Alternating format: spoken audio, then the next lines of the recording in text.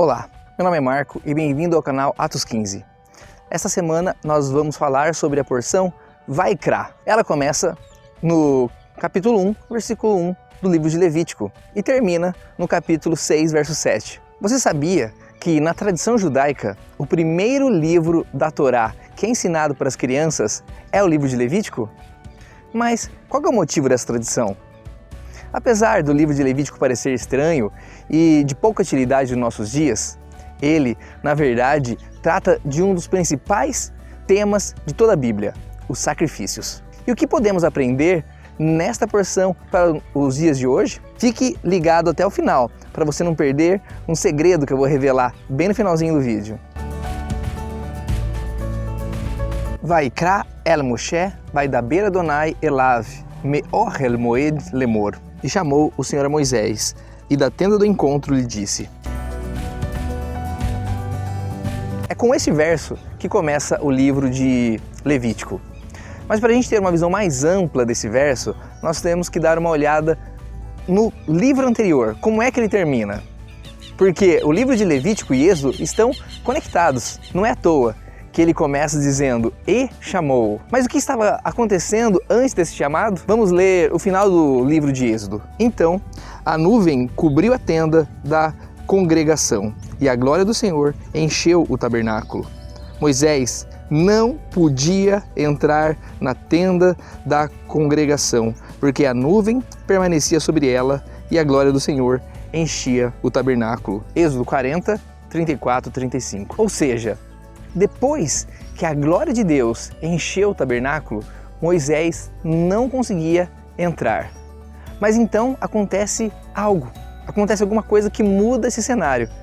Porque no começo de Levítico diz, Vaikra, e chamou o Senhor a Moisés. Uma coisa curiosa a respeito da primeira palavra do livro de Levítico, Vaikra, é que ela está escrito com um detalhe que tem chamado a atenção de muitos dos estudiosos da Bíblia hebraica.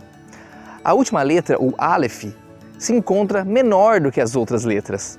Esse detalhe tem sido preservado pelos escribas desde os manuscritos mais antigos. Mas o que isso pode significar? Como vimos, Moisés não conseguia entrar na tenda do encontro. Mas então o Eterno o chama para dentro. Portanto, assim como esse Aleph da palavra Vaikra era menor que as outras letras, Moisés também, a Bíblia diz que era muito humilde.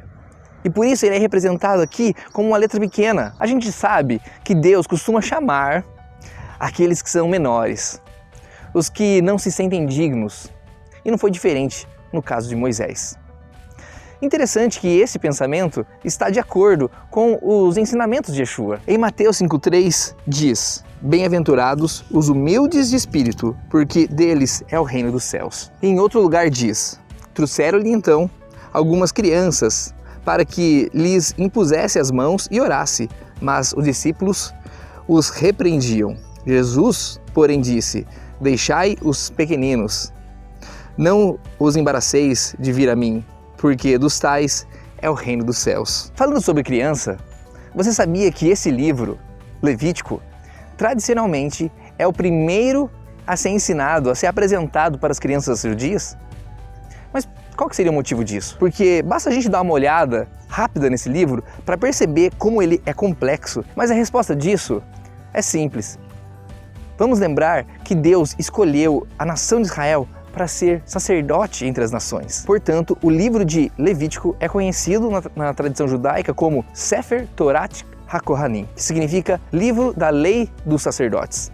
Ou seja, é o livro mais importante para quem almeja ser um sacerdote do Eterno, pois ele trata de sacrifícios, expiação, adoração.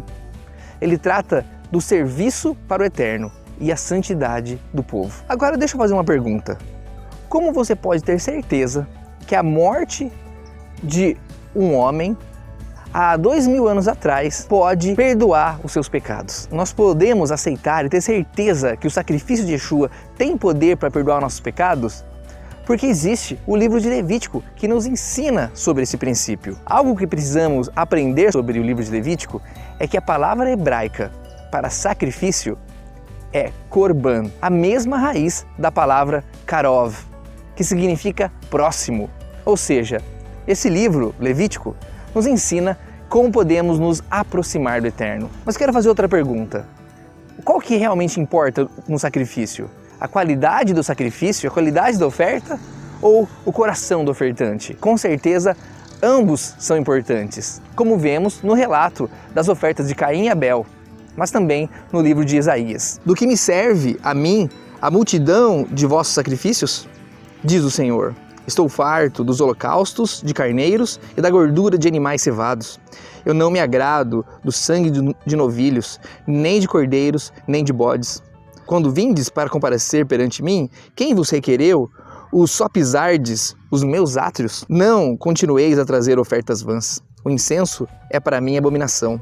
E também as festas de lua nova, os sábados e as convocações das congregações. Não posso suportar iniquidade associada ao juntamento solene. As vossas festas de lua nova e as vossas solenidades, a minha alma as aborrece. Já me são pesadas, estou cansado de as sofrer. Pelo que, quando estendeis as mãos, escondo de vós os olhos. Sim, quando multiplicai as vossas orações, não as ouço, porque as vossas mãos estão cheias de sangue. Isaías 1, 11, 15. Hoje, Yeshua é o sacrifício que expia os nossos pecados. Mas não adianta a gente ter o cordeiro perfeito, a melhor oferta, se o nosso coração não está bem. Se quando pedimos perdão, fazemos de boca para fora. Assim também era durante o tempo do templo.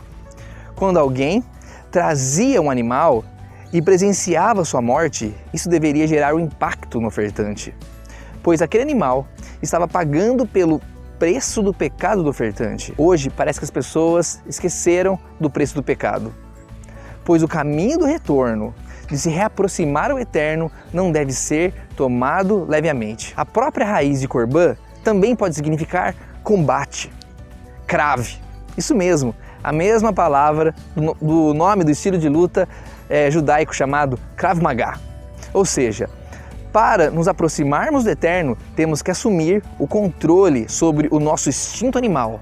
Nós temos que lutar contra a nossa inclinação para o mal, assim como Paulo explica as nossas obras da carne. Isso é um verdadeiro conflito, mas nós que temos o Espírito Santo, temos as condições de vencer o pecado e acabar com a frieza espiritual no fogo do altar. E que nossas ofertas de elevação subam para o Eterno como um aroma agradável e que nos aproxime dele, sempre que falharmos em obedecer seus mandamentos. No começo do vídeo eu falei que eu ia revelar para vocês um segredo, então aqui vai. Pensem rapidamente sobre qual é a posição do livro de Levítico na Torá. Onde ele se encontra entre os outros livros? Sim, ele se encontra bem no meio da Torá, entre Gênesis e Êxodo, e Números e Deuteronômio. E se a gente meditar sobre isso e analisarmos a Torá como se fosse a história da humanidade, ou seja, desde a criação do universo até a chegada do reino de Deus, isto é, o mundo vindouro, a terra prometida, nós temos a descrição dos sacrifícios bem no meio. Sim, Yeshua foi sacrificado pelos nossos pecados no meio da história da humanidade. Não se esqueça que a Torá, ela é profética. E cada palavra, cada letra, como o Aleph no começo desse livro, quem sabe até mesmo os espaços em brancos podem ter segredos, pois muito em breve o próprio Messias, Yeshua, nos ensinará a Torá em Sião. A próxima porção se chama Tzav. E ela começa em Levítico, capítulo 6, verso 8, e vai até o capítulo 8, verso 36. Curta, comente e compartilhe esse vídeo com pelo menos mais uma pessoa. Assim, esse estudo vai poder chegar mais longe e alcançar mais pessoas. Semana que vem, a gente se vê em Ordene, na Parashá Tzav.